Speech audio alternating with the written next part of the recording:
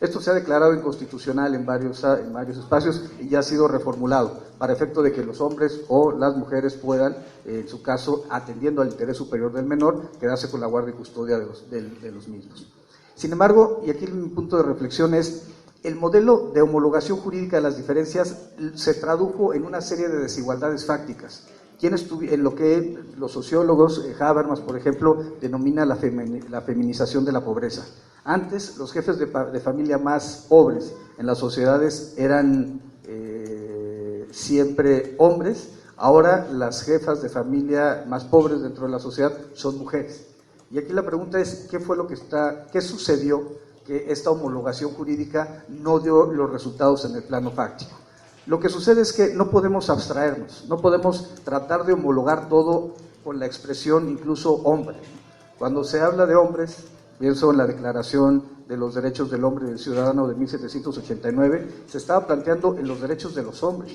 De hecho, cuando Olimpia de Gauches plantea su Declaración de los Derechos de la Mujer y de la Ciudadana, la respuesta que tiene es la guillotina. Es decir, sí había un tema relevante de la necesidad de visibilizar la presencia de las mujeres desde el lenguaje incluyente en la legislación, pero también desde una serie de derechos que tienen que estar reconocidos por las normas para efecto de que se puedan cumplimentar de mejor forma. Ahora bien, el modelo de homologación jurídica de las diferencias fue un modelo que las primeras feministas lucharon. Y lucharon por algo muy importante. Cuando los hombres tuvieron que ir a los campos de batalla en la Primera Guerra Mundial, fueron las mujeres las que empezaron a tomar los trabajos, fueron las mujeres las que empezaron a producir las armas en las fábricas. Y hubo una transformación cultural que empezó con el trabajo, que fue adelantándose a través del cambio de los códigos de vestimenta y empezó a buscarse el proceso de empoderamiento de las mujeres. Sin embargo, el problema, insisto, son las desigualdades fácticas. Mis paisanos en Querétaro tienen una norma en materia de violencia familiar y esa norma dice que la persona que recibe violencia, que es víctima de violencia, puede presentar su denuncia, pero tiene que acompañarla de un informe por escrito, dictámenes periciales y dictámenes médicos. La pregunta es cómo una mujer indígena, analfabeta, que es golpeada todos los días, va a poder generar un informe por escrito, un dictamen pericial o un dictamen médico si no cuenta con los recursos para ello. Este es un tema que a mí me parece muy importante que volteemos a ver. La normatividad establece rasgos diferenciados y es importante que se pueda construir un modelo que se dé cuenta de que si se aplica la norma de manera asistemática y de manera directa, sin darse cuenta de las diferencias que existen en el plano fáctico, podemos generar mayores problemas en la sociedad. Pienso un caso ya viejo que me tocó escuchar de un colega en el Instituto de Investigaciones Jurídicas de la UNAM. Era un asunto de una violación en Nayarit. El padrastro había violado a la niña se escapa, se presenta la denuncia, llega a las instalaciones del DIF y se presenta la denuncia, el tipo es detenido. Es interesante las declaraciones que vimos o que se vieron en ese caso, porque en varias ocasiones el abuelo se presenta ante el juzgado, ante el Ministerio Público primero, después ante el juzgado, para plantear que se tiene que liberar al padrastro, porque era el que estaba manteniendo a la familia. Y la madre, que es algo terrible, cuando le toman su declaración, dice que no importa, que se trata de un uso y costumbre de la comunidad, era una comunidad huichola, y que cuando su hija se case, se va a casar con ese sujeto. Perdóneme, ¿qué pudo haber vivido la madre para pensar que lo que le estaba sucediendo a ella era algo natural? A partir de ahí, la reflexión es cómo movemos el modelo de homologación jurídica de las diferencias hacia un modelo más garantista. La salida es lo que se conoce como la valoración jurídica de las diferencias. La valoración jurídica de las diferencias es entender que mujeres y hombres somos diferentes y que por tanto el derecho debe darse cuenta de esas diferencias y establecer no solamente los derechos, sino las garantías suficientes para que se puedan tutelar el ejercicio de esos derechos fundamentales. ¿Cuáles derechos? Bueno, primero la libertad femenina, por supuesto. Segundo, pues, la inviolabilidad del cuerpo, por supuesto. Tercero, la autodeterminación en los temas de maternidad. Incluye, por supuesto, el aborto. El cuarto, me parece que el derecho al voto, activo, pasivo, a partir de un modelo paritario. Yo creo que cuando viene la reforma constitucional del 10 de febrero del año 2014, que establece la obligación de la paridad en las candidaturas a cargos de elección popular en legisladoras federales y locales, no debemos interpretarla de manera gramatical. Es decir, no solamente se trata de candidaturas en el ámbito de los cuerpos legislativos, se trata de candidaturas en todos los espacios públicos. Yo me atrevería a decir, incluso en la judicatura, incluso en la administración, incluso en las presidencias municipales. Y por eso se empezó a hablar no solamente del concepto de paridad vertical en las listas, sino de paridad horizontal. La idea que las candidaturas de mayoría relativa fueran encabezadas de forma paritaria por hombres y por mujeres. También se ha planteado que la paridad debe ser no solamente horizontal y vertical, sino también transversal. No se trata de que las mujeres vayan a distritos donde van a perder, sino hay que dividir por segmentos de alta competitividad, de media competitividad y baja competitividad a nivel de presidencias municipales y a nivel de distritos, para que cada partido político distribuya de forma igualitaria candidaturas a hombres y mujeres en los tres segmentos. Solamente así podremos garantizar que se vaya incrementando el número de mujeres en el ámbito público. 17 de 40, no está mal Michoacán, ¿no? A nivel federal creo que tenemos 210, tenemos nuestro techo histórico. Es muy importante lo que se ha hecho. No sé cómo está el ayuntamiento de 7 mujeres, ¿no? 7 hombres, 5 mujeres. Bueno, vale. A ver, yo creo que el objetivo tendría que ser llegar a las paridades. Ahora, tenemos una sola gobernadora, tenemos solamente 2 ministras de la Suprema Corte de Justicia de la Nación. Si ustedes me plantean, yo creo que para la Sala Superior del Tribunal Electoral tendrían que llegar por lo menos 3 mujeres. En este momento hay una. Entonces creo que este es un tema no solamente, insisto, verlo desde la perspectiva del ámbito de los derechos, sino sobre todo de cómo y qué garantías se establecen para su cumplimiento. Por lo menos yo veo 3 tipos de garantías. La primera garantía es el acceso a la justicia desde la perspectiva formal y desde la perspectiva sustantiva. El segundo elemento que veo como relevante es que necesitamos tener una responsabilidad agravada. ¿Qué significa esto? Si los delitos o las faltas administrativas se cometen en contra de mujeres, la normatividad debe establecer sanciones más altas en contra de las personas que hayan cometido ese tipo de conductas. Y tercero, las acciones afirmativas. Necesitamos multiplicar las acciones afirmativas en todos los espacios de la vida y del debate público. Más o menos plantearía aquí, para empezar a adentrarme al punto específico de la violencia política de género. ¿Por qué hablar de violencia política de género y si esto existe? La violencia política de género es uno de los efectos negativos, creo yo, de la reforma en materia de paridad.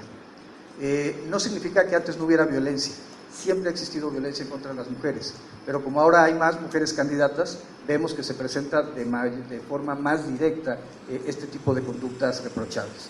Puede ser en el ámbito de lo administrativo electoral, es decir, primero, financiamiento. ¿Cuántos recursos reciben las mujeres candidatas contra cuántos recursos reciben los hombres candidatos por parte de los partidos políticos? Es una de las primeras cosas que tendríamos que reflexionar. Segundo, el acceso a radio y televisión. ¿Cuántas veces vemos a los candidatos hombres en radio y televisión y cuántas veces vemos a las candidatas mujeres? Es un tema de distribución de tiempos, no es un problema del INE, es más bien es un problema de las estrategias electorales de los partidos políticos. Tercer elemento, tenemos la obligación, ya ahora con 5% del presupuesto de los partidos tiene que ir destinado a los liderazgos, a la capacitación en materia de liderazgo político de las mujeres. Sin embargo, tenemos partidos que ni siquiera presentaron su programa de trabajo y también tenemos partidos que en ocasiones llegaron a ejercer ese recurso para efecto de dar cursos en materia de repostería. Yo creo que si estamos hablando de ejercicio público, tenemos que empezar a hablar de eso, de capacitación, de liderazgo, de alta ejecución, de teoría política, de derecho electoral, para poder conformar a grupos mucho mejor capacitados para poder contender por las gobernaturas, por las candidaturas en cualquiera de los espacios. También tuvimos el problema de, no solamente en el ámbito financiero, sino también en el ámbito de las candidaturas, mandaban a las mujeres a los distritos que sabían que iban a perder. Y tercero, empezamos a ver casos de violencia. Yo les preguntaría, ¿por qué es a una vocal ejecutiva del INE en el distrito 7 de Juchitán, en Oaxaca, la que es atacada por militantes de un partido político y es desnudada públicamente? Es un acto de vejación, claro, es un acto de humillación, pero es un acto que le sucede a las mujeres y que no le pasó a ningún vocal ejecutivo. ¿Por qué las CAES, las capacitadoras asistentes electorales del Instituto Nacional Electoral, en Tabasco fueron las únicas que fueron perseguidas por los militantes de los partidos políticos en elecciones extraordinarias del centro? ¿Por qué solamente tenemos casos de hostigamiento y acoso sexual para las capacitadoras asistentes electorales y no para los hombres? ¿Por qué las presidentas municipales de Chiapas son las que se están obligando a las personas que forman parte de su propia comunidad para que pidan licencia, dejen sus cargos y generalmente sean ocupados por los síndicos que son hombres? Es decir, ¿por qué estamos viendo una serie de conductas que de manera desproporcionada afectan a las mujeres y no están afectando de igual forma a los hombres? Debemos partir de la premisa de que existe un contexto de aplicación de esa norma y que las normas se aplican de forma diferente si son hombres o si son mujeres. Y por tanto es necesario construir las garantías suficientes para efectos de impedir que este tipo de conductas se sigan desarrollando. ¿Qué empezamos a ver? Campañas negras. ¿Qué empezamos a ver? Fotografías privadas en redes sociales, atacando a una regidora en Chiapas. ¿Qué es lo que empezamos a ver? Mensajes negativos en contra de magistrados del Tribunal Electoral del Poder Judicial de la Federación. Es decir, campañas de desprestigio a las mujeres que están participando en el ámbito público. Y creo que lo tenemos, no podemos esto ni soslayarlo ni minimizarlo. En efecto, a partir de esta construcción, la FEPADE hicimos un primer barrido en el año 2015 para un congreso que organizó Flavia Freidenberg en el Instituto de Investigaciones Jurídicas de la UNAM. El resultado fueron 38 casos de violencia política para el año 2015, que tenían que ver con las funcionarias electorales que eran golpeadas, o que eran presionadas, o que sufrían hostigamiento político, hasta temas que tenían que ver con la destrucción de material electoral. Por ejemplo, en Colima, en la elección extraordinaria de este año, se robaron 3 paquetes electorales la noche previa a la jornada electoral. A los 3 fueron a presidentas mujeres. Ya una vez verificado este asunto, yo tenía la idea que eran 2 y 1, 2 mujeres y un hombre, pero resulta que las 3 presidentas eran mujeres. 2 casos se metieron incluso a su casa, y el otro caso fue un caso de violencia en la calle. La pregunta es por qué de manera desproporcionada estos casos están sucediendo en contra de las mujeres y no en contra de los hombres. A partir de esos 38 casos, Mari Carmen Alanís, Adriana Favela, Beatriz Eugenia Galindo, el de La Voz, por supuesto Adrián Franco, la Comisión Ejecutiva de Atención a Víctimas, entre otras personas, la subsecretaría de Gobernación del Gobierno Federal, que encabeza Campa Cifrián, mandó una representante, la maestra Sara Herrerías, y se conformó un grupo, y mujeres, Lorena Cruz, muy importante la actividad de Lorena Cruz en esto, se conformó un grupo de personas que elaboramos un primer borrador de un protocolo para atender los casos de violencia política de género. El objetivo era, cuando se llegue una denuncia en el ámbito de lo penal, canalizarla a la instancia competente. Si el asunto es de violación de los derechos político-electorales de una militante de un partido político, canalizarla que presente su demanda ante el Tribunal Electoral. Si se trata del delito de obstaculización del adecuado ejercicio de las tareas de los funcionarios electorales, o si se trata de actos de temor o intimidación a los electores, entonces lo procedente es que venga una denuncia en el ámbito de la justicia penal electoral, y que a partir de ahí se pueda construir, integrar una carpeta de investigación, en su momento averiguaciones previas, hoy carpetas de investigación, para efecto de poder solicitar las audiencias iniciales ante los jueces en aquellos casos en que resulte procedente hacerlo. Hemos tenido buenas respuestas. Los jueces penales, a partir de esta interpretación, han considerado que existe violencia política de género y han librado órdenes de aprehensión que se han cumplimentado en contra de las personas que, por ejemplo, destruyeron los paquetes